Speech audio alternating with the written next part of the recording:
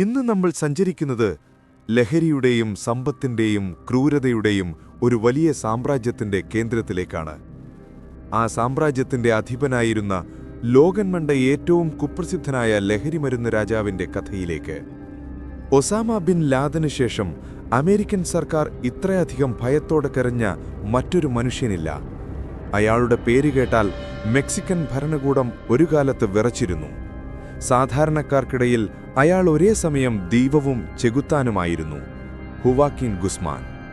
ലോകം അയാളെ വിളിച്ചുപേര് L ചാപ്പോ. L ചാപ്പോ എന്ന സ്പാനിഷ് വാക്കിന്റെ അർത്ഥം കുറിയ മനുഷ്യൻ അല്ലെങ്കിൽ കുള്ളൻ എന്നാണ്. 5 അടി 6 ഇഞ്ച് മാത്രം ഉയരമുണ്ടായിരുന്ന തികച്ചും സാധാരണക്കാരനെന്ന് തോന്നിക്കുന്ന ഒരു രൂപം. എന്നാൽ ആ ചെറിയ ശരീരത്തിനുള്ളിൽ ലോകത്തിലെ ഏറ്റവും ശക്തമായ സൈനിക ശക്തികളെപ്പോലും വെല്ലുവിളിക്കാൻ പോന്ന ഒരു ക്രിമിനൽ പ്രതിഭ ഒളിഞ്ഞിരിപ്പുണ്ടായിരുന്നു. കൊക്കൈനും മരിഹുവാനയും ഹെറോയിനും ഉൾപ്പെടെയുള്ള ലഹരിമരുന്നുകൾ അമേരിക്കയിലേക്കും യൂറോപ്പിലേക്കും ഏഷ്യയിലേക്കും ഒരു പ്രളയം പോലെ ഒഴുക്കിവിട്ട് കോടിക്കണക്കിന് ഡോളറുകൾ വാരിക്കൂട്ടി സ്വന്തമായൊരു സൈന്യത്തെയും സാമ്രാജ്യത്തെയും കെട്ടിപ്പടുത്ത മനുഷ്യൻ. അയാളുടെ ജീവിതം സിനിമകളെ വെല്ലുന്ന അവിശ്വസനീയമായ സംഭവങ്ങളാൽ നിറഞ്ഞതാണ്. അതിസാഹസികമായ ജയിൽ ചാട്ടങ്ങൾ, ശത്രുക്കളെപ്പോലും അമ്പരപ്പിച്ച തന്ത്രങ്ങൾ, ചോരമരവിപ്പിക്കുന്ന ക്രൂരതകൾ, ഒപ്പം ചിലപ്പോഴൊക്കെ പാവപ്പെട്ടവർക്ക് വാരിക്കോരി സഹായം നൽകുന്ന റോബിൻഹുഡ് പരിവേഷം. ആരായിരുന്നു യഥാർത്ഥത്തിൽ എൽ ചാപ്പോ? അയാളുടെ കഥയുടെ തുടക്കം തേടി നമുക്ക് പതിറ്റാണ്ടുകൾ പിന്നോട്ട് മെക്സിക്കോയിലെ ഒരു ദരിദ്ര ഗ്രാമത്തിലേക്ക് സഞ്ചരിക്കണം. 1957 മെക്സിക്കോയിലെ പടിഞ്ഞാറൻ തീരത്തുള്ള സിനലോവ എന്ന സംസ്ഥാനത്തെ ലാ ട്യൂന എന്ന ഒറ്റപ്പെട്ട ഗ്രാമത്തിലാണ് ഹുവാക്കിൻ ആർക്കിബാൾഡോ ഗുസ്മാൻ ലോറെ ജനിച്ചത്. തലമുറകളായി കർഷകവൃത്തി ചെയ്ത് ജീവിക്കുന്ന ഒരു കുടുംബം. അച്ഛൻ എമിലിയോ ഗുസ്മാൻ ഒരു കന്നുകാലി കർഷകനായിരുന്നു. പക്ഷേ അതിലുപരി ആരും അറിയാതെ കറുപ്പ് അല്ലെങ്കിൽ ഓപ്പിയം കൃഷി ചെയ്തിരുന്ന ഒരാൾ കൂടിയായിരുന്നു അയാൾ. നിരക്ഷരനായ മുൻകോപിയായ മദ്യപാനിയായ ഒരു മനുഷ്യൻ. കുട്ടിക്കാലം ഹുവാക്കിൻ നരകതുല്യമായിരുന്നു. അച്ഛന്റെ ക്രൂരമായ മർദ്ദനങ്ങൾ ഏറ്റുവാങ്ങാത്ത ദിവസങ്ങൾ കുറവായിരുന്നു. കുടുംബത്തിലെ ദാരിദ്ര്യം കാരണം 3ാം ക്ലാസ്സിൽ വെച്ച് അവന് പഠനം നിർത്തേണ്ടി വന്നു. ഓറഞ്ചും കരിമ്പും വിറ്റും ചെറിയ ജോലികൾ ചെയ്തും അവൻ കുടുംബത്തെ സഹായിക്കാൻ ശ്രമിച്ചു. എന്നാൽ ആ ചുറ്റുപാടിൽ ദാരിദ്ര്യത്തിൽ നിന്ന് രക്ഷപ്പെടാൻ എളുപ്പവഴികൾ വേറെയുമുണ്ടായിരുന്നു. സിനലോവയിലെ മരനിരകൾ ലോകപ്രസിദ്ധമായ മരിഹുവാനയുടെയും കറുപ്പിന്റെയും വിളനിലമായിരുന്നു. 15ാമത്തെ വയസ്സിൽ ഹൊവാക്കിൻ അച്ഛന്റെ പാത പിന്തുടർന്ന് ലഹരിമരുന്ന് കൃഷിയിലേക്ക് തിരിഞ്ഞു. എന്നാൽ അച്ഛനെപ്പോലെ ഒരു ചെറിയ കർഷകനായി ഒതുങ്ങാൻ അവൻ ഒരുക്കമായിരുന്നില്ല. തന്റെ കുടുംബത്തെ പോറ്റാൻ, അതിലുപരി അച്ഛന്റെ പീഡനങ്ങളിൽ നിന്ന് അമ്മയെയും സഹോദരങ്ങളെയും രക്ഷിക്കാൻ അവൻ സ്വന്തമായി മരിഹുവാന കൃഷി തുടങ്ങി. 44 പൗണ്ട് മരിഹുവാന ഉൽപ്പാദിപ്പിച്ച് അടുത്തുള്ള പട്ടണങ്ങളിൽ കൊണ്ടുപോയി വിൽക്കുമ്പോൾ അവന്റെ പ്രായം 15 വയസ്സായിരുന്നു. ആ ചെറിയ പ്രായത്തിൽ തന്നെ മറ്റുള്ള കർഷകരിൽ നിന്ന് വ്യത്യസ്തമായി കച്ചവടത്തിൽ ഒരു പ്രത്യേക മിടുക്ക് അവൻ കാണിച്ചു. അവന്റെ കണക്കുകൂട്ടലുകൾ കൃത്യമായിരുന്നു. ആളുകളുമായി സംസാരിച്ച് കാര്യങ്ങൾ നേടിയെടുക്കാൻ അവനൊരു പ്രത്യേക കഴിവുണ്ടായിരുന്നു. ഈ കച്ചവടത്തിൽ നിന്നു കിട്ടിയ പണം കൊണ്ട് അവൻ അച്ഛന്റെ അക്രമങ്ങളിൽ നിന്ന് തന്റെ സഹോദരങ്ങളെ ഒരു പരിധിവരെ സംരക്ഷിച്ചു. ഒടുവിൽ അച്ഛന്റെ നിരന്തരമായ ഉപദ്രവം സഹിക്കവയ്യാതെ അവൻ ഗ്രാമത്തിൽ നിന്ന് പുറത്താക്കപ്പെട്ടു. അതോടെ തന്റെ അമ്മാവനായ പെഡ്രോ അവീലസ് പെരസിന്റെ അടുത്തേക്ക് അവൻ ജീവിതം പറിച്ചുമാറ്റി. അതായിരുന്നു എൽ ചാപ്പോ എന്ന കുപ്രസിദ്ധനായ ലഹരി രാജാവിന്റെ ജീവിതത്തിലെ ഏറ്റവും നിർണായകമായ വഴിത്തിരിവ്.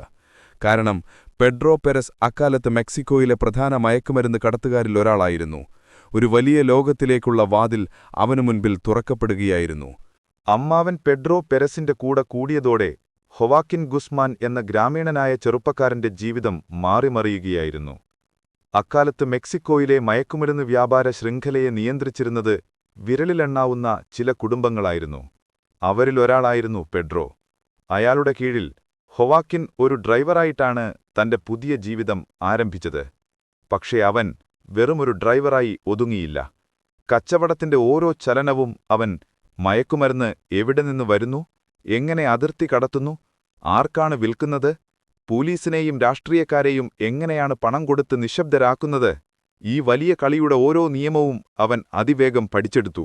അവന്റെ കൂർമ്മബുദ്ധിയും സാഹസിക മനോഭാവവും പെഡ്രോയുടെ ശ്രദ്ധ പിടിച്ചുപറ്റി. എന്നാൽ ആ ബന്ധത്തിന് അധികം ആയുസ്സുണ്ടായിരുന്നില്ല. 1978 ഒരു പോലീസ് വെടിവെപ്പിൽ പെഡ്രോ പെരസ് കൊല്ലപ്പെട്ടു. അതോടെ ഹൊവാക്കിന്റെ ജീവിതം വീണ്ടും വഴിമുട്ടി. പക്ഷെ അപ്പോഴേക്കും അവൻ ആ ലോകത്തിലെ പല പ്രധാനികളുമായും ബന്ധം സ്ഥാപിച്ചിരുന്നു. ആ ബന്ധങ്ങൾ അവനെ മെക്സിക്കൻ മയക്കുമരുന്ന് ലോകത്തെ അടുത്ത തലതൊട്ടപ്പന്റെ അടുത്തേക്കെത്തിച്ചു. അയാളുടെ പേര് മിഗേൽ ആൻഹെൽ ഫെലിക്സ് ഗയാർദോ എൽ പാദ്രിനോ അഥവാ തലതൊട്ടപ്പൻ എന്നറിയപ്പെട്ടിരുന്നയാൾ. ഫെലിക്സ് ഗയാർദോ ഒരു പോലീസുകാരനായി ജീവിതമാരംഭിച്ച് പിന്നീട് മെക്സിക്കോയിലെ ഏറ്റവും വലിയ മയക്കുമരുന്ന് സാമ്രാജ്യമായ ഗ്വാഡലഹാര കാർട്ടൽ സ്ഥാപിച്ച വ്യക്തിയായിരുന്നു. മെക്സിക്കോയിലെ പരസ്പരം കലഹിച്ചിരുന്ന ചെറുതും വലുതുമായ എല്ലാ മയക്കുമരുന്ന് സംഘങ്ങളെയും ഒരേ കുടകീഴിലാക്കി ഒരു കോർപ്പറേറ്റ് കമ്പനി പോലെ പ്രവർത്തിപ്പിച്ച അതിബുദ്ധിമാനായ ഒരു ക്രിമിനൽ, കൊളംബിയയിലെ പാബ്ലോ എസ്കോബാറിന്റെ മെഡലിൻ കാർട്ടലുമായി കൈകോർത്ത് അമേരിക്കയിലേക്കുള്ള കൊക്കൈൻ കടത്തിന്റെ കുത്തക ഗ്വാഡലഹാര കാർട്ടൽ സ്വന്തമാക്കിയിരുന്നു. ആ വലിയ സാമ്രാജ്യത്തിൽ ഹൊവാക്കിൻ ഗുസ്മാൻ വീണ്ടും തന്റെ കരിയർ തുടങ്ങി. തുടക്കത്തിൽ ഗയാർദോയുടെ ഡ്രൈവറും അംഗരക്ഷകനുമായിരുന്നെങ്കിലും ചാപ്പോയുടെ കഴിവുകൾ തിരിച്ചറിയാൻ ഗയാർദോയ്ക്ക് അധികം സമയം വേണ്ടിവന്നില്ല. താമസിയാതെ കൊളംബിയയിൽ നിന്ന് വരുന്ന മയക്കുമരുന്ന് മെക്സിക്കോ വഴി അമേരിക്കയിലേക്ക് എത്തിക്കുന്നതിന്റെ ലോജിസ്റ്റിക്സ് ചുമതല അവന് ലഭിച്ചു. അതായത് വിമാനങ്ങളും കപ്പലുകളും ട്രക്കുകളും ഉപയോഗിച്ച് കോടിക്കണക്കിന് ഡോളർ വില വരുന്ന കൊക്കൈൻ അമേരിക്കൻ അതിർത്തി കടത്തിക്കൊടുക്കുക. ഈ ജോലിയിൽ എൽ ചാപ്പോ തന്റെ ക്രൂരമായ കാര്യക്ഷമത കൊണ്ട് എല്ലാവരെയും ഞെട്ടിച്ചു. സാധാരണഗതിയിൽ കൊളംബിയയിൽ നിന്ന് അമേരിക്കയിലേക്ക് മയക്കുമരുന്നെത്താൻ ആഴ്ചകളെടുത്തിരുന്ന സ്ഥാനത്ത് ചാപ്പോ അത് 48 മണിക്കൂറിനുള്ളിൽ എത്തിച്ചു തുടങ്ങി. സമയത്തിനായിരുന്നു അവൻ ഏറ്റവും വില കൽപ്പിച്ചത്. തന്റെ ഏതെങ്കിലും ഒരു ഇടനിലക്കാരൻ കാരണം മയക്കുമരുന്നെത്താൻ വൈകിയാൽ ചാപ്പോ അവരെ നേരിട്ട് വെടിവെച്ചു കൊല്ലുമായിരുന്നു. ഈ ക്രൂരത അവനൊരു പേരുണ്ടാക്കിക്കൊടുത്തു: എൽ റാപ്പിഡോ, വേഗതയേറിയവൻ. അവന്റെ വേഗതയും കൃത്യതയും കൊളംബിയൻ കാർട്ടലുകൾക്ക് പോലും വലിയ മതിപ്പുണ്ടാക്കി. അങ്ങനെ ഗ്വാഡലഹാര കാർട്ടലിനുള്ളിൽ ചാപ്പോ അതിവേഗം അധികാരത്തിന്റെ പടവുകൾ കയറി. എന്നാൽ ആ സുവർണകാലം അധികനാൾ നീണ്ടുനിന്നില്ല. ഗ്വാഡലഹാര കാർട്ടലിന്റെ വളർച്ച അമേരിക്കൻ ഡ്രഗ് എൻഫോഴ്സ്മെന്റ് അഡ്മിനിസ്ട്രേഷൻ അഥവാ DEAയുടെ ഉറക്കം കെടുത്തിയിരുന്നു. അവർ കിക്കി കമേറേന എന്ന ഒരു രഹസ്യാന്വേഷണ ഉദ്യോഗസ്ഥനെ കാർട്ടലിനുള്ളിലേക്ക് നുഴഞ്ഞുകയറാനയച്ചു. വർഷങ്ങളുടെ പരിശ്രമം കൊണ്ട് കിക്കി കമേറേന കാർട്ടലിന്റെ പ്രവർത്തനങ്ങളെക്കുറിച്ച് നിർണായക വിവരങ്ങൾ ശേഖരിച്ചു.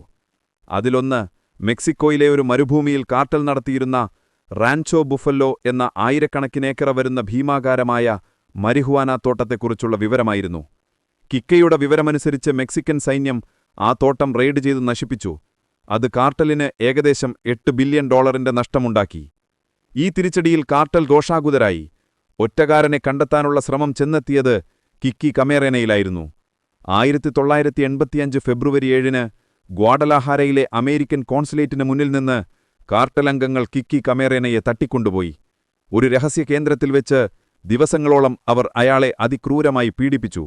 അവസാനം ജീവനോടെ കുഴിച്ചുമൂടി. ഒരമേരിക്കൻ ഫെഡറൽ ഏജന്റിനെ ഇത്ര ക്രൂരമായി കൊല്ലപ്പെട്ടത് അമേരിക്കയെ പ്രകോപിപ്പിച്ചു. ഓപ്പറേഷൻ ലയണ്ട എന്ന പേരിൽ ചരിത്രത്തിലെ ഏറ്റവും വലിയ അന്വേഷണങ്ങളിലൊന്ന് അവർ ആരംഭിച്ചു. അമേരിക്കൻ സമ്മർദ്ദത്തിനു മുന്നിൽ മെക്സിക്കൻ സർക്കാരിന് മുട്ടുമടക്കേണ്ടിവന്നു. ഗ്വാഡലഹാര കാർട്ടലിന്റെ നേതാക്കളായ റാഫേൽ ക്വിന്റരോ, എർണസ്റ്റോ ഫോൺസേക്ക എന്നിവർ ഏകയാകെ അറസ്റ്റിലായി. ഒടുവിൽ 1989-ൽ തലവൻ ഫെലിക്സ് ഗയാർദോയും ജയിലിലായി. ജയിലിൽ വച്ച് തന്റെ സാമ്രാജ്യം തടയാൻ ഗയാർദോ ഒരവസാന ശ്രമം നടത്തി. തന്റെ വിശ്വസ്തരായ ലെഫ്റ്റനന്റുമാരെ വിളിച്ചുകൂട്ടി അയാൾ തന്റെ സാമ്രാജ്യം വിഭജിച്ചു നൽകി. ഓരോ അതിർത്തി മേഖലയും ഓരോരുത്തർക്കായി വീതിച്ചു നൽകി. അതിർത്തി നഗരമായ ടിഹുവാനയുടെ നിയന്ത്രണം അരയ്യാനോ ഫെലിക്സ് സഹോദരങ്ങൾക്കും ഹുവാരസിന്റെ നിയന്ത്രണം കലിയോ ഫുയന്തസ് കുടുംബത്തിനും ലഭിച്ചു. അപ്പോഴെല്ലാവരും ഉറ്റുനോക്കിയത് സിനാലോവയുടെ നിയന്ത്രണം ആർക്കായിരിക്കുമെന്നായിരുന്നു. ഗയാർദോ ആ ചുമതലയേൽപ്പിച്ചത് തന്റെ ഏറ്റവും വിശ്വസ്തനും കഴിവുട്ടനുമായിരുന്ന ഹൊവാക്കിൻ എൽ ചാപ്പോ ഗുസ്മാനായിരുന്നു. ഗ്വാഡലഹാര കാർട്ടൽ തകർന്നടിഞ്ഞപ്പോൾ അതിന്റെ ചാരത്തിൽ നിന്ന് പുതിയൊരു ഫീനിക്സ് പക്ഷിയെപ്പോലെ സിനാലോവ കാർട്ടൽ എന്ന പേരിൽ എൽ ചാപ്പോ തന്റെ സ്വന്തം സാമ്രാജ്യം കെട്ടിപ്പടുക്കാൻ ആരംഭിക്കുകയായിരുന്നു. ഇനി അവൻ ആരുടെയും കീഴിലായിരുന്നില്ല, അവൻ തന്നെയായിരുന്നു രാജാവ്. കാസിനലോവ ട്രെല്ലിന്റെ തലപ്പത്തെത്തിയതോടെയാണ് ഹൊവാക്കിൻ ഗുസ്മാൻ എന്ന എൽ ചാപ്പോ തന്റെ യഥാർത്ഥ രൂപം ലോകത്തിനു മുന്നിൽ വെളിപ്പെടുത്താൻ തുടങ്ങിയത്. പഴയ ഗ്വാഡലഹാര കാർട്ടലിന്റെ വെറുമൊരു പിൻഗാമിയായി ഒതുങ്ങാൻ അവൻ ഒരുക്കമല്ലായിരുന്നു. മയക്കുമരുന്ന് കടത്തിന്റെ ചരിത്രത്തിൽ അതുവരെ ആരും പരീക്ഷിക്കാത്ത പുതിയ വഴികൾ കണ്ടെത്തുകയായിരുന്നു അവന്റെ ലക്ഷ്യം. അവന്റെ ഏറ്റവും വലിയ കണ്ടുപിടുത്തങ്ങളിലൊന്ന് ഭൂമിക്കടിയിലൂടെയുള്ള തുരങ്കങ്ങളായിരുന്നു. അമേരിക്ക മെക്സിക്കോ അതിർത്തിക്ക് കുറുകെ ആരുടെയും കണ്ണിൽപ്പെടാതെ ടൺ കണക്കിന് കൊക്കൈൻ കടത്താൻ കഴിയുന്ന രഹസ്യ തുരങ്കങ്ങൾ. ഈ ആശയം പുതിയതായിരുന്നില്ലെങ്കിലും ചാപ്പോ അതിനെ ഒരു പുതിയ തലത്തിലേക്ക് കൊണ്ടുപോയി. സാധാരണ തുരങ്കങ്ങൾ പോലെയായിരുന്നില്ല അവ. എയർ കണ്ടീഷനിംഗ്, ലൈറ്റുകൾ, റെയിൽവേ ട്രാക്കുകൾ എന്നിവയെല്ലാം ഘടിപ്പിച്ച അതിവിദഗ്ധമായി നിർമ്മിച്ച എഞ്ചിനീയറിംഗ് അത്ഭുതങ്ങളായിരുന്നു അവയോരോന്നും. മെക്സിക്കോയിലെ ഒരു വീട്ടിലെ വാട്ടർ ടാങ്കിനടിയിൽ നിന്നോ ഒരു ഫാക്ടറിയുടെ തറയിൽ നിന്നോ ആരംഭിക്കുന്ന തുരങ്കം 100 കണക്കിന് മീറ്ററുകൾ സഞ്ചരിച്ച് അമേരിക്കയിലെ ഒരു വെയർഹൌസിലോ ആളൊഴിഞ്ഞ കെട്ടിടത്തിലോ ആയിരിക്കും അവസാനിക്കുക. ഈ തുരങ്കങ്ങൾ വഴി ഒരേ സമയം ടൺ കണക്കിന് മയക്കുമരുന്ന് അതിർത്തി കടത്തി. DEA ഉദ്യോഗസ്ഥർ ഒരു തുരങ്കം കണ്ടെത്തുമ്പോഴേക്കും ചാപ്പോയുടെ ആളുകൾ മറ്റൊരിടത്ത് പുതിയൊരങ്ങൾ നിർമ്മിച്ചു കഴിഞ്ഞിരിക്കും. മുളകുപൊടി നിറച്ച വലിയ കിന്നുകൾക്കുള്ളിൽ കൊക്കെയിൻ ഒഴിപ്പിച്ച് കടത്തുക, ഫയർ എക്സ്റ്റിംഗ്വിഷറുകൾക്കുള്ളിൽ മയക്കുമരുന്ന് നിറയ്ക്കുക, ചെറിയ സ്വകാര്യ വിമാനങ്ങൾ ഉപയോഗിച്ച് മരുഭൂമിയിലെ രഹസ്യ എയർ സ്ട്രിപ്പുകളിൽ ലാൻഡ് ചെയ്യുക. എന്നിന് സ്വന്തമായി നിർമ്മിച്ച മുങ്ങിക്കപ്പലുകളിൽ വരെ അവൻ മയക്കുമരുന്ന് കടത്തി. കൊളംബിയൻ കാർട്ടലുകൾ കടലിൽ ഉപേക്ഷിക്കുന്ന കൊക്കെയിൻ പാക്കറ്റുകൾ കൃത്യമായി ശേഖരിക്കാൻ അതിവേഗ ബോട്ടുകളുടെ ഒരു വലിയ ശൃംഖല തന്നെ അവനുണ്ടായിരുന്നു. ഈ തന്ത്രങ്ങളെല്ലാം സിനലോവ കാർട്ടലിനെ ലോകത്തിലെ ഏറ്റവും ശക്തവും സമ്പന്നവുമായ മയക്കുമരുന്ന് സംഘടനയാക്കി മാറ്റി. ഫോബ്സ് മാഗസിൻ ലോകത്തിലെ കോടീശ്വരന്മാരുടെ പട്ടികയിൽ എൽ ചാപ്പോയുടെ പേരുൾപ്പെടുത്തി. ഏകദേശം $1 ബില്യൺ ആയിരുന്നു അവന്റെ ആസ്തിയായി അവർ കണക്കാക്കിയത്. പക്ഷേ യഥാർത്ഥ കണക്കുകൾ അതിലും എത്രയോ വലുതായിരുന്നു. അധികാരം വർദ്ധിച്ചതോടെ ചാപ്പോയുടെ ക്രൂരതയും വർദ്ധിച്ചു. അവന്റെ കച്ചവടത്തിന് തടസ്സമായി നിന്നവരെയെല്ലാം അവൻ നിഷ്കരുണമില്ലാതെയാക്കി. എതിരാളികളായ മറ്റ് കാർട്ടലുകളുമായി അവൻ നിരന്തരം യുദ്ധം ചെയ്തു. ടിഹ്വാന കാർട്ടലും ഹുവാലസ് കാർട്ടലുമായിരുന്നു അവന്റെ പ്രധാന ശത്രുക്കൾ. മെക്സിക്കൻ നഗരങ്ങളിലെ തെരുവുകൾ ഈ കാർട്ടൽ യുദ്ധങ്ങൾ കൊണ്ട് ചോരക്കളങ്ങളായി മാറി. തലയറുത്ത മൃതദേഹങ്ങൾ പാലങ്ങളിൽ നിന്ന് കെട്ടിത്തൂക്കുക, ആളുകളെ ജീവനോടെ ആസിഡ് ബാരലുകളിൽ മുക്കിക്കൊല്ലുക തുടങ്ങിയ അതിക്രൂരമായ കൊലപാതക രീതികൾ സാധാരണമായി. ഈ യുദ്ധങ്ങളിൽ ആയിരക്കണക്കിന് ആളുകൾ കൊല്ലപ്പെട്ടു. അതിൽ കാർട്ടൽ അംഗങ്ങൾ മാത്രമല്ല, സാധാരണക്കാരും പോലീസുകാരും രാഷ്ട്രീയക്കാരും ഉൾപ്പെടെയുണ്ടായിരുന്നു. എന്നാൽ പോലീസിനും പട്ടാളത്തിനും അവനെ തൊടാൻ കഴിഞ്ഞില്ല. കാരണം അവന്റെ പണം കൊണ്ട് വാങ്ങാൻ കഴിയാത്തതായി മെക്സിക്കോയിൽ അധികം ആരുമുണ്ടായിരുന്നില്ല. പോലീസുകാരും ജഡ്ജിമാരും സൈനിക ഉദ്യോഗസ്ഥരും എന്നിവന ഗവൺമെന്റിലെ ഉന്നതരും വരെ അവന്റെ ശമ്പളം പറ്റി ജീവിച്ചു. പ്ലാത്ത ഓർ പ്ലോമോ എന്നതായിരുന്നു അവന്റെ നയം. സ്പാനിഷിൽ ഇതിനർത്ഥം വെള്ളി അല്ലെങ്കിൽ ഈയം എന്നാണ്. ഒന്നുകിൽ പണം വാങ്ങി നിശബ്ദനാകുക, അല്ലെങ്കിൽ വെടിയുണ്ട ഏറ്റുവാങ്ങി മരിക്കുക. ഈ ഭീഷണിക്ക് മുന്നിൽ മിക്കവാറും എല്ലാവരും ആദ്യ വഴി തന്നെ തിരഞ്ഞെടുത്തു. ഇങ്ങനെയൊക്കെയാണെങ്കിലും സിനലോവയിലെ പാവപ്പെട്ട കർഷകർക്കും ഗ്രാമീണർക്കും അവനൊരു വീരനായകനായിരുന്നു. അവർക്ക് പള്ളികൾ പണിതു നൽകി, റോഡുകൾ നിർമ്മിച്ചു, ആശുപത്രികൾക്ക് പണം നൽകി. സർക്കാരിൽ നിന്ന് ലഭിക്കാത്ത സഹായം ചാപ്പോയിൽ നിന്ന് കിട്ടിയപ്പോൾ അവർ അവനെ ഒരു റോബിൻഹുഡായി കണ്ടു. അവനെക്കുറിച്ചുള്ള വിവരങ്ങൾ പോലീസിന് ചോർത്തിക്കൊടുക്കാൻ അവർ തയ്യാറായില്ല. പകരം അവനെ സംരക്ഷിക്കുന്ന ഒരു കവചമായി ആ ഗ്രാമീണ സമൂഹം മാറി.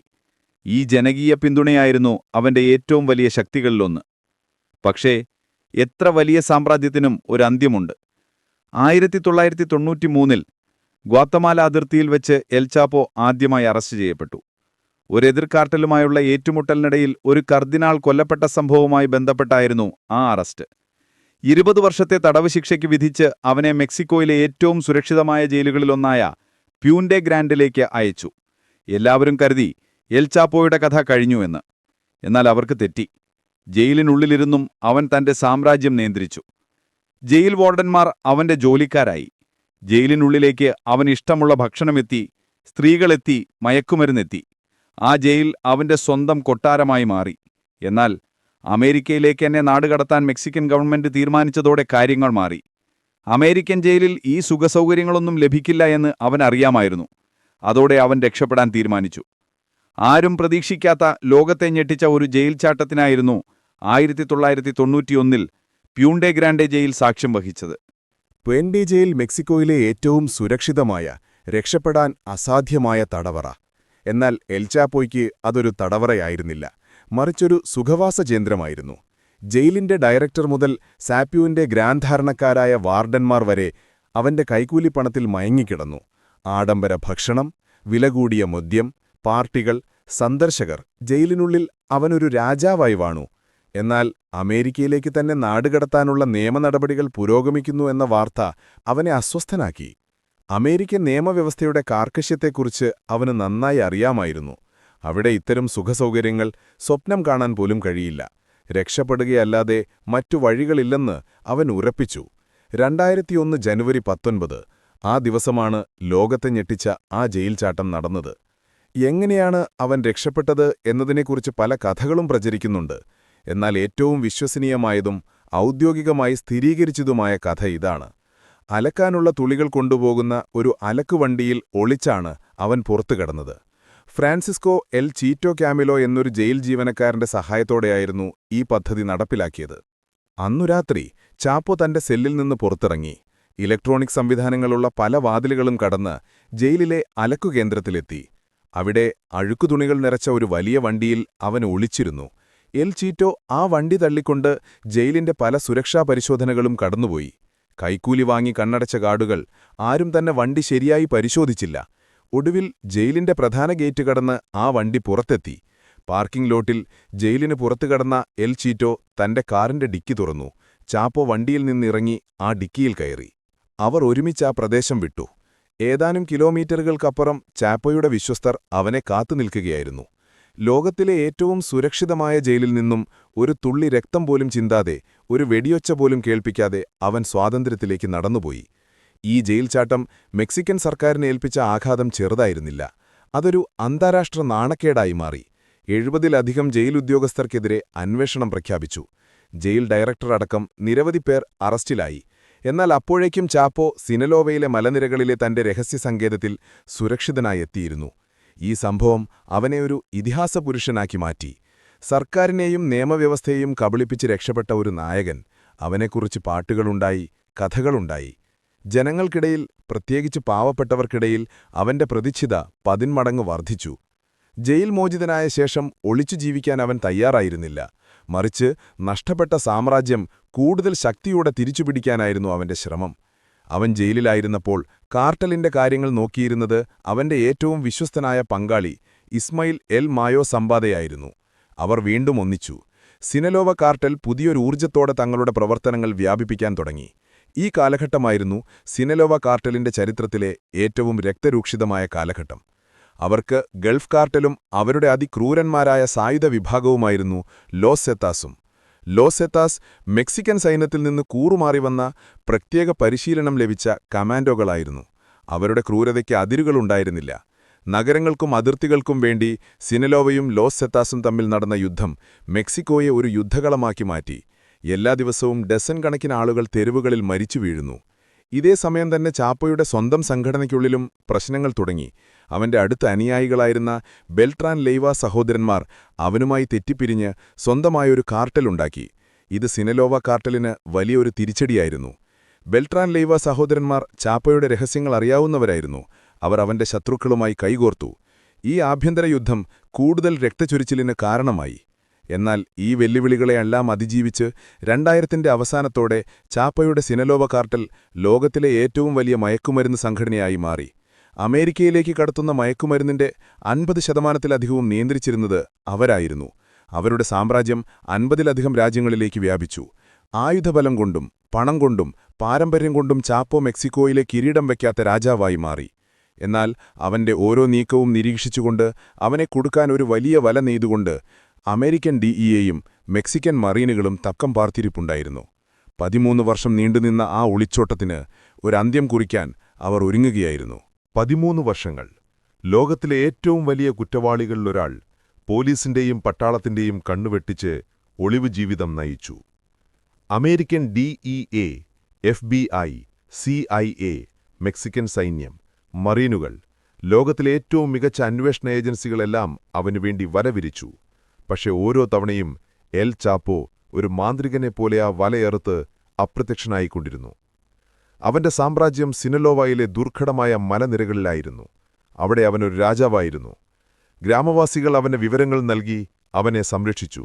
സർക്കാരിനേക്കാൾ അവർക്ക് വിശ്വാസം ചാപ്പോയെ ആയിരുന്നു. ആ മലനിരകളിലെ രഹസ്യ ഫാം ഹൗസുകളിലും നഗരങ്ങളിൽ ആരും ശ്രദ്ധിക്കാത്ത സാധാരണ വീടുകളിലും അവൻ മാറി മാറി താമസിച്ചു.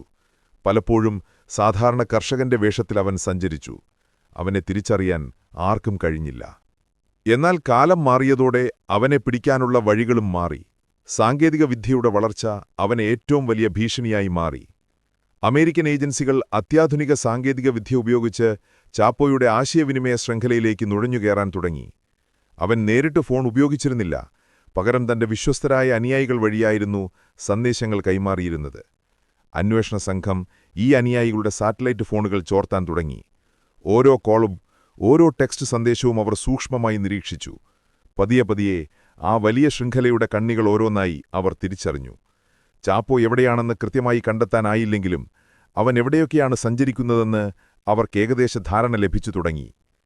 2014 തുടക്കത്തിൽ അമേരിക്കൻ ഏജൻസികളിൽ നിന്ന് ലഭിച്ച വിവരങ്ങളുടെ അടിസ്ഥാനത്തിൽ മെക്സിക്കൻ മറീനുകൾ ഓപ്പറേഷൻ സിനലോവയ്ക്ക് തുടക്കം കുറിച്ചു. അവരുടെ ലക്ഷ്യമൊന്നായിരുന്നു: എൽ ചാപ്പോയെ ജീവനോടെ അല്ലാതെയോ പിടിക്കുക. സിനലോവയുടെ തലസ്ഥാനമായ കുലിയാക്കാനിൽ ചാപ്പോ ഉപയോഗിക്കാൻ സാധ്യതയുള്ള വീടുകൾ അവർ ഒന്നിനു പുറകെ ഒന്നായി റെയ്ഡ് ചെയ്തു. ഈ വീടുകളിൽ പലതിലും അവർ ഞെട്ടിക്കുന്ന കാഴ്ചകളാണ് കണ്ടത്. ഉരുക്കുവാതിലുകൾ, ബുള്ളറ്റ് പ്രൂഫ് ജനലുകൾ, എന്നാൽ എല്ലാ വീടുകളെയും തമ്മിൽ ബന്ധിപ്പിക്കുന്ന രഹസ്യ തുരങ്കങ്ങൾ. പല വീടുകളിലെയും ബാത്ത് ടബുകൾക്കടിയിലായിരുന്നു തുരങ്കങ്ങളിലേക്കുള്ള പ്രവേശന കവാടങ്ങൾ. ഒരു സ്വിച്ച് അമർത്തുമ്പോൾ ബാത്ത് ടബ് മുകളിലേക്ക് ഉയരുകയും താഴെ നഗരത്തിലെ ഡ്രെയിനേജ് സംവിധാനത്തിലേക്ക് നയിക്കുന്ന കോണിപ്പടികൾ പ്രത്യക്ഷമാവുകയും ചെയ്യും. പലതവണയും മറീനുകൾ ഒരു വീടിന്റെ വാതിൽ തകർത്ത് അകത്തുകയറുമ്പോഴേക്കും ചാപ്പോ ഈ തുരങ്കങ്ങൾ വഴി രക്ഷപ്പെട്ടിരിക്കും. നിമിഷങ്ങളുടെ വ്യത്യാസത്തിലായിരുന്നു അവൻ രക്ഷപ്പെട്ടുകൊണ്ടിരുന്നത്. എന്നാൽ ഈ നിരന്തരമായ വേട്ടയാടൽ അവനെ സമ്മർദ്ദത്തിലാക്കി. തന്റെ പ്രിയപ്പെട്ട മലനിരകളിൽ ഒളിച്ചിരിക്കാൻ കഴിയാതെ നഗരങ്ങളിലെ തുരങ്കങ്ങളിൽ നിന്ന് തുരങ്കങ്ങളിലേക്ക് ഓടിയൊളിക്കേണ്ട അവസ്ഥ അവനെ തളർത്തി. അടുവിൽ അവനൊരു തെറ്റുവരുത്തി. കുലിയക്കാനിലെ ചൂടുപിടിച്ച സാഹചര്യങ്ങളിൽ നിന്നും മാറി കുറച്ചു ദിവസം ശാന്തമായി കുടുംബത്തോടൊപ്പം കഴിയാൻ അവൻ തീരുമാനിച്ചു. അവൻ തിരഞ്ഞെടുത്തത് മെക്സിക്കോയിലെ പ്രശസ്തമായ വിനോദസഞ്ചാര കേന്ദ്രമായ മെസാറ്റ്ലാൻ എന്ന തീരദേശ നഗരമായിരുന്നു. അവിടെ മിരാമർ എന്ന സാധാരണ ഫ്ളാറ്റ് സമുച്ചയത്തിലെ ഒരു അപ്പാർട്ട്മെന്റിൽ തന്റെ ഭാര്യ എമ്മ കൊറോണിലിനും ഇരട്ട പെൺകുട്ടികൾക്കുമൊപ്പം അവൻ ഒളിച്ചു താമസിച്ചു. അവന്റെ ഒരു അംഗരക്ഷകനിൽ നിന്ന് പിടിച്ചെടുത്ത ഫോണാണ് ഒടുവിൽ അവനിലേക്കുള്ള വഴി തുറന്നത്. 2014 ഫെബ്രുവരി 22 പുലർച്ചെ 6:40 മെക്സിക്കൻ മറീനുകളുടെ ഒരു ചെറിയ സംഘം ശബ്ദമുണ്ടാക്കാതെ മിരാമർ അപ്പാർട്ട്മെന്റിന്റെ 4ാം നിലയിലെത്തി. ഒരു വെടിയൊച്ച പോലും കേൾപ്പിക്കാതെ അവർ ആ മുറിയുടെ വാതിൽ തകർത്ത് അകത്തുകയറി. ഉറക്കത്തിലായിരുന്ന എൽ ചാപ്പോ ഞെട്ടിയുണർന്നു. അടുക്കളയിലായിരുന്നു അവനെ അവർ കണ്ടെത്തിയത്. കയ്യിലൊരു AK-47 തോക്കെടുക്കാൻ അവൻ ശ്രമിച്ചെങ്കിലും അതിനു മുൻപേ സൈനികർ അവനെ വലഞ്ഞിരുന്നു. ഒരു പോരാട്ടത്തിനോ രക്ഷപ്പെടാനുള്ള ശ്രമത്തിനോ മുതിരാതെ 13 വർഷമായി ലോക നിയമ സംവിധാനങ്ങളെ മുഴുവൻ വെള്ളം കുടിപ്പിച്ച ആ മനുഷ്യൻ ശാന്തമായി കീഴടങ്ങി. എൽ ചാപ്പോയുടെ 2ാം അറസ്റ്റ് മെക്സിക്കൻ ഗവൺമെന്റിനും അമേരിക്കയ്ക്കും ഒരുപോലെ വലിയ വിജയമായിരുന്നു. ഇത്തവണ ഒരു പിഴവും ആവർത്തിക്കാതിരിക്കാൻ അവർ ഉറപ്പിച്ചു. അവനെ മെക്സിക്കോയിലെ പരമാവധി സുരക്ഷയുള്ള ആൾട്ടിപ്ലാനോ ജയിലിലേക്ക് മാറ്റി. അവന്റെ സെല്ലിന് 24 മണിക്കൂറും ക്യാമറ നിരീക്ഷണമുണ്ടായിരുന്നു. ചലനങ്ങൾ തിരിച്ചറിയുന്ന സെൻസറുകൾ, ശബ്ദം പിടിച്ചെടുക്കുന്ന മൈക്രോഫോണുകൾ അവനെ നിരന്തരം നിരീക്ഷിച്ചുകൊണ്ടിരുന്നു. അവന്റെ സെല്ലിനടിയിലെ തറ തുരങ്കം നിർമ്മിക്കാൻ തടയാൻ സ്റ്റീൽ പാളികൾ വെച്ച് കോൺക്രീറ്റ് ഉറപ്പിച്ചു. ലോകം വിശ്വസിച്ചു ഇത്തവണ കഥയുടെ അവസാനമായെന്ന്. എന്നാൽ ആൾട്ടിപ്ലാനോയുടെ ഉരുക്കുകോട്ടയ്ക്കുള്ളിലിരുന്ന് എൽ ചാപ്പോ തന്റെ ജീവിതത്തിലെ ഏറ്റവും സാഹസികവും അവിശ്വസനീയവുമായ ഒരു പദ്ധതിക്ക് രൂപം നൽകുകയായിരുന്നു. ലോകം വീണ്ടും ഞെട്ടാൻ തയ്യാറെടുക്കുകയായിരുന്നു. ആൾട്ടിപ്ലാനോ ഫെഡറൽ ജയിൽ മെക്സിക്കോ സിറ്റിക്ക് പുറത്ത് സ്ഥിതി ചെയ്യുന്ന ലത്തീനമേരിക്കയിലെ തന്നെ ഏറ്റവും സുരക്ഷിതമായ തടവറകളിലൊന്ന്. മുൻ പ്രസിഡന്റുമാരും കുപ്രസിദ്ധരായ കൊലയാളികളും മറ്റ് കാർട്ടൽ നേതാക്കളുമെല്ലാം അടയ്ക്കപ്പെട്ടിട്ടുള്ള ഒരു ഉരുക്കുകോട്ട. 2014 എൽ ചാപ്പോയെ പിടികൂടിയപ്പോൾ ഒരു കാരണവശാലും അവൻ വീണ്ടും രക്ഷപ്പെടരുതെന്ന് മെക്സിക്കൻ സർക്കാരിന് നിർബന്ധമുണ്ടായിരുന്നു. അതുകൊണ്ടുതന്നെ ആൾട്ടിപ്ലാനോയിലെ ഏറ്റവും സുരക്ഷിതമായ സെല്ലാണ് അവനുവേണ്ടി ഒരുക്കിയത്. 24 മണിക്കൂറും അവന്റെ ഓരോ ചലനവും ക്യാമറകൾ ഒപ്പിയെടുത്തു. അവന്റെ സെല്ലിനടിയിലെ കോൺക്രീറ്റ് തറ ഉരുക്കുപാളികൾ കൊണ്ട് ബലപ്പെടുത്തി. അവനുമായി സംസാരിക്കുന്ന ഓരോ ഗാർഡിന്റെയും യൂണിഫോമിൽ പോലും ക്യാമറകളുണ്ടായിരുന്നു. മെക്സിക്കൻ പ്രസിഡന്റ് എൻറിക് പെനാ നിയറ്റോ അഭിമാനത്തോടെ പറഞ്ഞു, ഇനിയൊരു ജയിൽ ചാട്ടം അസാധ്യമാണ്. അത് നടന്നാൽ അത് ഖേദകരമായിരിക്കില്ല, അതിലുപരി ക്ഷമിക്കാൻ കഴിയാത്ത ഒന്നായിരിക്കും. എന്നാൽ അസാധ്യമായതിനെ സാധ്യമാക്കുന്നതായിരുന്നു എൽ ചാപ്പോയുടെ ശീലം. ജയിലിൽ അടയ്ക്കപ്പെട്ട ദിവസം മുതൽ അവൻ രക്ഷപ്പെടാനുള്ള വഴികൾ ആലോചിച്ചു തുടങ്ങിയിരുന്നു. പുറത്ത് അവന്റെ മക്കളായ ഇവാൻ, ആൽഫ്രെഡോ എന്നിവരും വിശ്വസ്തനായ എൽ മായോ സമ്പാദയും സിനലോവ കാർട്ടലിന്റെ മുഴുവൻ ശക്തിയും പണവും അവന്റെ മോചനത്തിനായി ഉപയോഗിക്കാൻ തയ്യാറായി നിന്നു. പദ്ധതി ലളിതവും അതേസമയം അതിസങ്കീർണവുമായിരുന്നു. ജയിലിന് പുറത്തുനിന്ന് അവന്റെ സെല്ലിനടിയിലേക്ക് ഒരു തുരങ്കം നിർമ്മിക്കുക. അതിനായി ജയിലിൽ നിന്ന് ഏകദേശം 1.5 കിലോമീറ്റർ അകലെയുള്ള ഒരു വയലിന്റെ നടുവിലുള്ള ഒരു സാധാരണ പാതി പണിത വീട് അവർ വിലയ്ക്കു വാങ്ങി. പുറമേ നിന്ന് നോക്കിയാൽ ആരും ശ്രദ്ധിക്കാത്ത ഒരു കെട്ടിടം. ആ വീടിന്റെ തറയിൽ നിന്നാണ് തുരങ്കത്തിന്റെ പണി ആരംഭിച്ചത്. ഇത് വെറുമൊരു മൺതുരങ്കമായിരുന്നില്ല, ഒരു എഞ്ചിനീയറിംഗ് അത്ഭുതമായിരുന്നു. ഉയർന്ന ശമ്പളം നൽകി വിദഗ്ധരായ എഞ്ചിനീയർമാരെയും ഖനന തൊഴിലാളികളെയും ഈ ജോലിക്കായി നിയോഗിച്ചു. ഭൂമിക്കടിയിലൂടെ 1.5 കിലോമീറ്റർ നീളത്തിൽ 17 മീറ്റർ ആഴത്തിൽ ഒരു തുരങ്കം. അതിനുള്ളിൽ വായുസഞ്ചാരത്തിനുള്ള വെന്റിലേഷൻ സംവിധാനം, വെളിച്ചത്തിനുള്ള ലൈറ്റുകൾ, എന്തിന് രക്ഷപ്പെട്ട ശേഷം അതിവേഗം സഞ്ചരിക്കാനായി റെയിൽപാളത്തിൽ ഉറപ്പിച്ച ഒരു മോട്ടോർ സൈക്കിൾ വരെ അവർ ഒരുക്കിയിരുന്നു. എന്നാൽ ഏറ്റവും വലിയ വെല്ലുവിളി അതായിരുന്നില്ല. ജയിലിനടിയിലെ ഏതു ഭാഗത്താണ് ചാപ്പോയുടെ സെല്ലെന്ന് കൃത്യമായി എങ്ങനെ കണ്ടെത്തും? ഒരു ചെറിയ പിഴവുപോലും പദ്ധതിയെ മൊത്തത്തിൽ പരാജയപ്പെടുത്തും. അതിനും ചാപ്പോയുടെ ആളുകൾ വഴികണ്ടെത്തി. ഒരു GPS വാച്ച് അവർ രഹസ്യമായി ജയിലിനുള്ളിൽ ചാപ്പോയുടെ കയ്യിലെത്തിച്ചു. ആ വാച്ചിൽ നിന്നുള്ള സിഗ്നലുകൾ ഉപയോഗിച്ച് പുറത്തുള്ള എഞ്ചിനീയർമാർക്ക് അവന്റെ സെല്ലിന്റെ കൃത്യമായ സ്ഥലം മില്ലിമീറ്റർ വ്യത്യാസമില്ലാതെ കണ്ടെത്താൻ കഴിഞ്ഞു. ആ സ്ഥാനം അവന്റെ സെല്ലിലെ കുളിമുറിയുടെ തറയായിരുന്നു. ജയിലിലെ ക്യാമറകൾക്ക് ഒരു ചെറിയ ബ്ലൈൻഡ് സ്പോട്ട് ഉണ്ടായിരുന്നു. ഈ കുളിമുറിയുടെ ഒരു ഭാഗം, ക്യാമറയിൽ പെടാതെ നിൽക്കാൻ കഴിയുന്ന ഒരേ ഒരിടം. തുരങ്കം അവസാനിക്കേണ്ടത് അവിടെയായിരുന്നു. മാസങ്ങളോളം രാവും പകലും തുരങ്കത്തിന്റെ നിർമ്മാണം തുടർന്നു. ജയിലിനു ചുറ്റും നടന്നുകൊണ്ടിരുന്ന മറ്റ് നിർമ്മാണ പ്രവർത്തനങ്ങളുടെ ശബ്ദത്തിൽ തുരങ്കം കുഴിക്കുന്നതിന്റെ ശബ്ദം ആരും ശ്രദ്ധിച്ചില്ല. 2015 ജൂലൈ 11 ശനിയാഴ്ച രാത്രി ജയിലിലെ നിരീക്ഷണ ക്യാമറകളിൽ എൽ ചാപ്പോ പതിവ് പോലെ തന്റെ സെല്ലിനുള്ളിൽ അങ്ങോട്ടും ഇങ്ങോട്ടും നടക്കുന്നത് കാണാമായിരുന്നു. രാത്രി 8:52 അവൻ തന്റെ കിടക്കയിൽ വന്നിരുന്ന് ഷൂസ് ധരിച്ചു. തുടർന്ന് അവൻ സെല്ലിന്റെ ഒരു മൂലയിലുള്ള അരഭിത്തി കെട്ടിമറച്ച കുളിമുറിയിലേക്ക് നടന്നുപോയി. അതായിരുന്നു ക്യാമറയിൽ അവനെ അവസാനമായി കണ്ടത്. കുറച്ചുനേരം അവനെ കാണാതായപ്പോൾ ഗാർഡുകൾക്ക് അസ്വാഭാവികമായി ഒന്നും തോന്നിയില്ല. കാരണം അത് ക്യാമറയുടെ ബ്ലൈൻഡ് സ്പോട്ടായിരുന്നു. മിനിറ്റുകൾ കടന്നുപോയി. ഏകദേശം 25 മിനിറ്റിനു ശേഷം രാത്രി 9:17 എൽ ചാപ്പോയെ കാണുന്നില്ലെന്നുറപ്പായപ്പോൾ ഗാർഡുകൾ അപകടം മണത്തു. അവർ അലാറം മുഴക്കി സെല്ലിലേക്ക് പാഞ്ഞെത്തി. അവിടെ അവർ കണ്ട കാഴ്ച അവിശ്വസനീയമായിരുന്നു. കുളിമുറിയുടെ തറയിൽ ഷവർ ഏരിയയിൽ 20 ഇഞ്ച് നീളവും 20 ഇഞ്ച് വീതിയുമുള്ള സമചതുരാകൃതിയിലുള്ള ഒരു ദ്വാരം. അതിലൂടെ താഴേക്കൊരു കോണിപ്പടി. ലോകത്തിലെ ഏറ്റവും സുരക്ഷിതമായ ജയിലിന്റെ തറ തുറന്ന് മെക്സിക്കൻ സർക്കാരിനെ ഒന്നടങ്കം പരിഹസിച്ചുകൊണ്ട് എൽ ചാപ്പോ വീണ്ടും രക്ഷപ്പെട്ടിരിക്കുന്നു. അവൻ ആ ദ്വാരത്തിലൂടെ താഴെയിറങ്ങി റെയിലിൽ കാത്തിരുന്ന മോട്ടോർ സൈക്കിളിൽ കയറി 1.5 കിലോമീറ്റർ ദൂരം സഞ്ചരിച്ച് ആ പാതി പണിത വീട്ടിലെത്തി. അവിടെ നിന്ന് പുറത്തിറങ്ങി ഒരു കാറിൽ കയറി അവൻ ഇരുട്ടിൽ മറഞ്ഞു. രാജ്യം മുഴുവൻ ഉണരുന്നതിനു മുൻപേ അവൻ സിനലോവയിലെ മലനിരകളിൽ തന്റെ സുരക്ഷിത താവളത്തിൽ തിരിച്ചെത്തിയിരുന്നു. ലോകം വീണ്ടും ഞെട്ടി. മെക്സിക്കൻ സർക്കാർ ലോകത്തിനു മുൻപിൽ നാണം കെട്ടു. എൽ ചാപ്പോ എന്ന പേര് ഒരു മിത്തായി, ഒരു ഇതിഹാസമായി വളരുകയായിരുന്നു. പക്ഷേ ആ സ്വാതന്ത്ര്യത്തിന് അധികം ആയുസ്സുണ്ടായിരുന്നില്ല. അൾട്ടിപ്ലാനോ ജയിലിൽ നിന്നുള്ള അത്ഭുതകരമായ രക്ഷപ്പെടൽ എൽ ചാപ്പോയെ ഒരു അന്താരാഷ്ട്ര താരമാക്കി മാറ്റി. അവന്റെ ധൈര്യത്തെയും തന്ത്രങ്ങളെയും കുറിച്ചുള്ള കഥകൾ ലോകമെമ്പാടും പരന്നു. എന്നാൽ മെക്സിക്കൻ സർക്കാരിന് അതൊരു കനത്ത പ്രഹരമായിരുന്നു. തങ്ങളുടെ അഭിമാനം വീണ്ടെടുക്കാനും ലോകത്തിനു മുന്നിൽ തങ്ങളുടെ കഴിവ് തെളിയിക്കാനും അവർക്ക് ചാപ്പോയെ വീണ്ടും പിടികൂടിയേ മതിയാവുകയുള്ളായിരുന്നു. അതുകൊണ്ടുതന്നെ ചരിത്രത്തിലെ ഏറ്റവും വലിയ മനുഷ്യവേട്ടകളിലൊന്നിന് മെക്സിക്കോ സാക്ഷ്യം വഹിച്ചു. രാജ്യത്തുടനീളം ആയിരക്കണക്കിന് സൈനികരെയും പോലീസിനെയും വിന്യസിച്ചു. എല്ലാ എയർപോർട്ടുകളിലും തുറമുഖങ്ങളിലും അതിർത്തികളിലും അതീവ ജാഗ്രത പ്രഖ്യാപിച്ചു. ചാപ്പോയുടെ തലയ്ക്ക് ദശലക്ഷക്കണക്കിന് ഡോളർ വിലയിട്ടു. എന്നാൽ രക്ഷപ്പെട്ടതിനുശേഷം ചാപ്പോ ഒതുങ്ങിയിരിക്കാൻ തയ്യാറായിരുന്നില്ല. അവന്റെ അഹംഭാവം കൊടുമുടിയിലായിരുന്നു. ലോകം തന്നെക്കുറിച്ച് സംസാരിക്കുന്നത് അവൻ ആസ്വദിച്ചു. തന്റെ ജീവിതകഥ ഒരു സിനിമയാക്കണമെന്നായിരുന്നു അവന്റെ അടുത്ത ആഗ്രഹം. അതിനായി അവൻ അഭിഭാഷകർ വഴി ഹോളിവുഡിലെ നിർമ്മാതാക്കളെയും സംവിധായകരെയും ബന്ധപ്പെടാൻ തുടങ്ങി.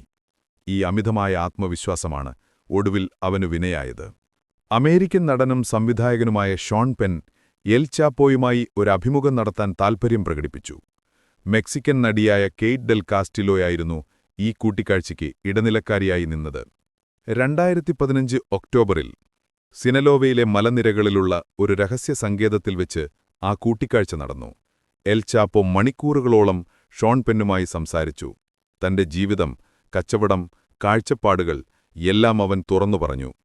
ഈ അഭിമുഖം പിന്നീട് റോളിംഗ് സ്റ്റോൺ മാഗസിനെ പ്രസിദ്ധീകരിച്ചു വന്നു. എന്നാൽ ചാപ്പോ അറിഞ്ഞിരുന്നില്ല ഈ കൂട്ടിക്കാഴ്ച അവനെ കുരുക്കാനുള്ള ഒരു ചരടായി മാറുമെന്ന്.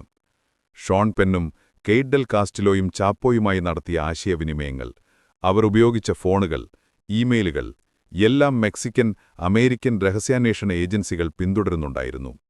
അവർ നേരിട്ട് ചാപ്പോയുടെ ലൊക്കേഷൻ കണ്ടെത്തിയില്ലെങ്കിലും അവൻ ഏത് മേഖലയിലാണ് ഒളിച്ചിരിക്കുന്നതെന്ന് അവർക്ക് വ്യക്തമായ സൂചന ലഭിച്ചു. അഭിമുഖത്തിനു ശേഷം ചാപ്പോ തന്റെ ഒളിത്താവളം മാറി സിനലോവയിലെ ലോസ് മോച്ചിസ് എന്ന നഗരത്തിലെ ഒരു സാധാരണ വീട്ടിലേക്ക് താമസം മാറ്റി.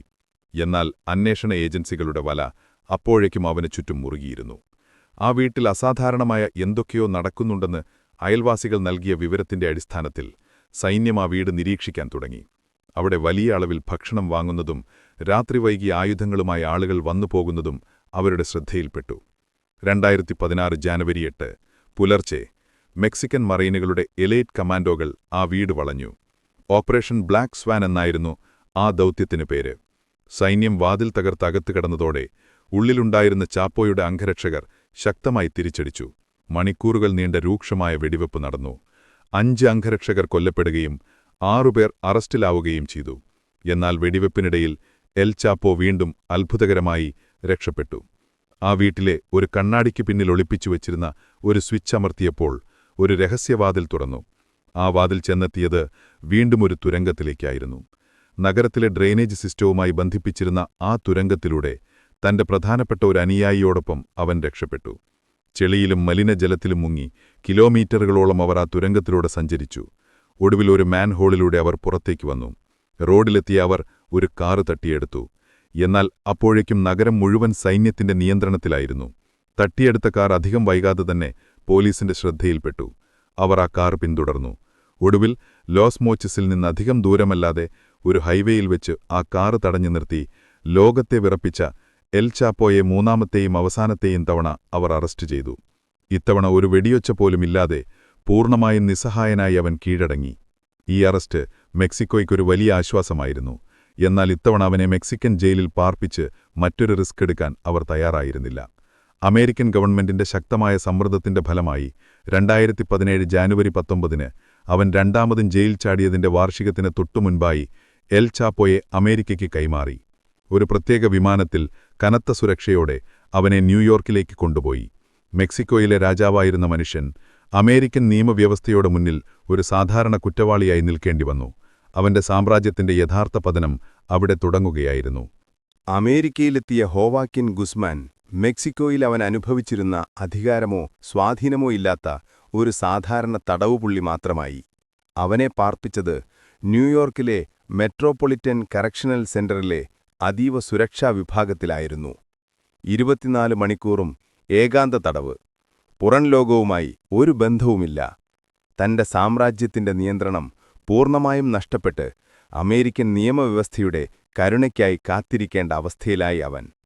2018 നവംബറിൽ ബ്രൂക്ലിനിലെ ഫെഡറൽ കോടതിയിൽ ചരിത്രത്തിലെ ഏറ്റവും വലിയ മയക്കുമരുന്ന് കേസുകളിലൊന്നിന്റെ വിചാരണ ആരംഭിച്ചു.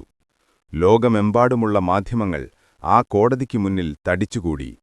പതിറ്റാണ്ടുകളായി സിനലോവ കാർട്ടൽ നടത്തിയ പ്രവർത്തനങ്ങളുടെ ഞെട്ടിക്കുന്ന വിവരങ്ങളാണ് വിചാരണവേളയിൽ പുറത്തുവന്നത്.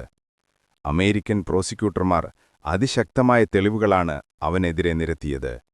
അവന്റെ മുൻകാല സഹപ്രവർത്തകർ, എതിരാളികൾ, എന്തിന് അവന്റെ ഏറ്റവും വിശ്വസ്തരായിരുന്നവർ വരെ അവനെതിരെ സാക്ഷി പറയാനെത്തി. കൂറുമാറി മാപ്പുസാക്ഷികളായ അവർ ചാപ്പോയുടെ നിർദ്ദേശപ്രകാരം നടത്തിയ കൊലപാതകങ്ങൾ, തട്ടിക്കൊണ്ടുപോകലുകൾ, പീഡനങ്ങൾ എന്നിവയുടെ എല്ലാം കഥകൾ ഒന്നൊന്നായി കോടതിയിൽ വിവരിച്ചു. ആയിരക്കണക്കിന് കിലോ കൊക്കെയിൻ വിമാനങ്ങളിലും കപ്പലുകളിലും തുരങ്കങ്ങൾ വഴിയും അമേരിക്കയിലേക്ക് കടത്തിയതിന്റെ വിശദാംശങ്ങൾ അവർ വെളിപ്പെടുത്തി. രാഷ്ട്രീയക്കാർക്കും പോലീസ് മേധാവികൾക്കും, എന്തിന് മെക്സിക്കോയുടെ മുൻ പ്രസിഡന്റിനു വരെ കോടിക്കണക്കിന് ഡോളർ കൈക്കൂലി നൽകിയതിന്റെ രേഖകളും സംഭാഷണങ്ങളും കോടതിയിൽ ഹാജരാക്കപ്പെട്ടു. അവന്റെ സാറ്റലൈറ്റ് ഫോൺ സംഭാഷണങ്ങൾ, രഹസ്യമായി റെക്കോർഡ് ചെയ്ത വീഡിയോകൾ, സാമ്പത്തിക ഇടപാടുകളുടെ രേഖകൾ. ചാപ്പോയ്ക്ക് രക്ഷപ്പെടാൻ ഒരു പഴുതും നിയമം ബാക്കിവച്ചില്ല. 3 മാസം നീണ്ടുനിന്ന വിചാരണയ്ക്കൊടുവിൽ 2019 ഫെബ്രുവരിയിൽ ജൂറി വിധി പ്രഖ്യാപിച്ചു. എൽ ചാപ്പോയ്ക്കെതിരെ ചുമത്തിയ 10 കുറ്റങ്ങളിലും അവൻ കുറ്റക്കാരനാണെന്ന് കണ്ടെത്തി. ഒരു വലിയ ക്രിമിനൽ സംഘടനയെ നയിക്കുക, 10,000-കണക്കിന് കിലോ മയക്കുമരുന്ന് കടത്തുക, കള്ളപ്പണം വെളുപ്പിക്കുക, നിയമവിരുദ്ധമായ ആയുധങ്ങൾ ഉപയോഗിക്കുക, കൊലപാതക ഗൂഢാലോചനകൾ നടത്തുക എന്നിങ്ങനെ നീളുന്നതായിരുന്നു ആ കുറ്റപത്രം. 2019 ജൂലൈയിൽ അമേരിക്കൻ കോടതി അവന് ശിക്ഷ വിധിച്ചു. ഒരു കാരണവശാലും പരോൾ ലഭിക്കാത്ത ജീവപര്യന്തം തടവ്. അതിനൊപ്പം അധികമായി 30 വർഷം കൂടി. കൂടാതെ മയക്കുമരുന്നു വ്യാപാരത്തിലൂടെ അവൻ സമ്പാദിച്ച $12.6 ബില്യൺ കണ്ടുകെട്ടാനും കോടതി ഉത്തരവിട്ടു. വിധി കേട്ട് കോടതിമുറിയിൽ നിർവികാരനായി നിൽക്കുമ്പോൾ ഒരു കാലത്ത് ലോകത്തെ വിറപ്പിച്ച ആ മനുഷ്യന്റെ മുഖത്ത് പരാജയത്തിന്റെ നിഴൽ വ്യക്തമായിരുന്നു. അവനെ പാർപ്പിക്കാൻ തിരഞ്ഞെടുത്തത് അമേരിക്കയിലെ ഒരുപക്ഷേ ലോകത്തിലെ തന്നെ ഏറ്റവും ഭീകരമായ ജയിലാണ്. കൊളറാഡോയിലെ ഫ്ലോറൻസിൽ സ്ഥിതി ചെയ്യുന്ന ADX Florence supermax jail. Alcatraz of the Rockies എന്ന് വിളിപ്പേരുള്ള ഈ ജയിൽ രൂപകൽപ്പന ചെയ്തിരിക്കുന്നത് തന്നെ ആർക്കും ഒരിക്കലും രക്ഷപ്പെടാൻ കഴിയാത്ത രീതിയിലാണ്. അമേരിക്കയിലെ ഏറ്റവും അപകടകാരികളായ തീവ്രവാദികളും കുറ്റവാളികളുമാണ് അവിടുത്തെ അന്തേവാസികൾ. ദിവസത്തിൽ 24 മണിക്കൂറും പുറം ലോകവുമായി ഒരു ബന്ധവുമില്ലാതെ ശബ്ദമില്ലാത്ത ഒരു കോൺക്രീറ്റ് പെട്ടിക്കുള്ളിലാണ് ഓരോ തടവുകാരന്റെയും ജീവിതം. ജനലിലൂടെ കാണാൻ കഴിയുന്നത് ആകാശത്തിന്റെ ഒരു കീറ് മാത്രം. മനുഷ്യരുമായി സംസാരിക്കാനോ പരസ്പരം കാണാനോ അവസരമില്ല. ഈ ജയിലിന്റെ മതിലുകൾക്കുള്ളിൽ ഹോവാക്കിൻ എൽ ചാപ്പോ എന്ന മനുഷ്യന്റെ കഥയ്ക്ക് തിരശീല വീണു. അവന്റെ ജയിൽ ചാട്ടങ്ങളുടെയും ഒളിവുജീവിതത്തിന്റെയും അവിശ്വസനീയമായ അധ്യായങ്ങൾക്ക് എന്നേക്കും വിരാമമായി. എന്നാൽ എൽ ചാപ്പോയുടെ പതനം അവൻ കെട്ടിപ്പടുത്ത ലഹരി സാമ്രാജ്യത്തിന്റെ അവസാനമായിരുന്നില്ല. ഒരു രാജാവ് വീഴുമ്പോൾ സിംഹാസനത്തിനായി പുതിയ യുദ്ധങ്ങൾ തുടങ്ങുന്നു. ചാപ്പോയുടെ അഭാവത്തിൽ സിനലോവ കാർട്ടലിന്റെ നിയന്ത്രണത്തിനായി ആഭ്യന്തര കലഹം രൂക്ഷമായി. അവന്റെ മക്കളായ ലോസ് ചാപ്പിറ്റോസ് ഒരു ഭാഗത്തും പഴയ പങ്കാളിയായ എൽ മായോ സംവാദം മറുഭാഗത്തു നിന്നും പോരാട്ടം തുടങ്ങി. മെക്സിക്കോയിലെ തെരുവുകളിൽ വീണ്ടും ചോരയൊഴുകി. ലഹരിയുടെ ഒഴുക്ക് മുൻപത്തെപ്പോൾ ശക്തമായി തുടർന്നു. ചാപ്പോയുടെ ജീവിതം നമ്മോട് പറയുന്നത് ഒരു വ്യക്തിയുടെ മാത്രം കഥയല്ല. ദാരിദ്ര്യവും അഴിമതിയും നിറഞ്ഞ ഒരു സമൂഹത്തിൽ അവസരങ്ങൾ നിഷേധിക്കപ്പെട്ട ഒരു ചെറുപ്പക്കാരന് എങ്ങനെ ഒരു ചെകുത്താനായി മാറാൻ കഴിയും എന്നതിന്റെ കഥ കൂടിയാണിത്.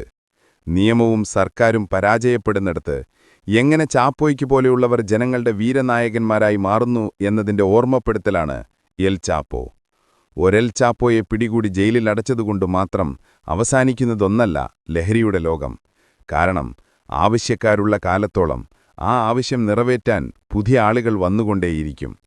ഹോവാക്കിൻ ഗുസ്മാൻ എന്ന കുറിയ മനുഷ്യൻ ഇന്ന് ചരിത്രത്തിലെ ഒരടഞ്ഞ അധ്യായമാണ്.